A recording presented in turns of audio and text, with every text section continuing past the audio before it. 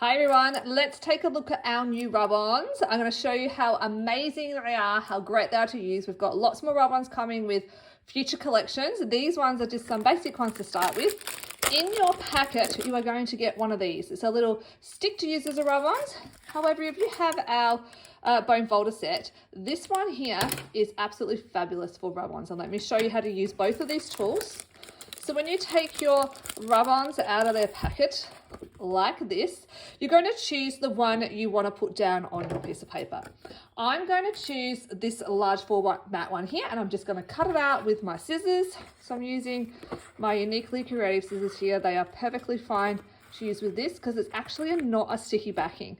So if you take a look, you have got two layers here. You've got your rub-on layer and you've got your backing layer. We want to cut out both layers together, and we are just going to cut around through both layers the rub-on that we want to use. Okay, we are now going to get our piece of paper that we're going to use, and we're going to put the rub-on down on this paper.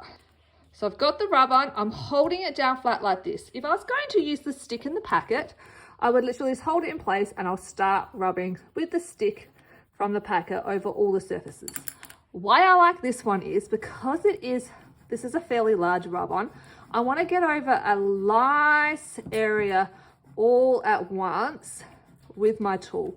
So this tool here is absolutely amazing for getting over large areas all at once. And I can start to see that it's going a little bit all white. And you can see I was kind of holding it in place. Now, what I need to do now is kind of hold it in place and have a little peek underneath. I'm having a little peek underneath to make sure that whole rub-on, before I lift it all off, has come off where so there's a little bit here that hasn't quite come off. So I'll just rub that. Make sure it's all good. It's all good.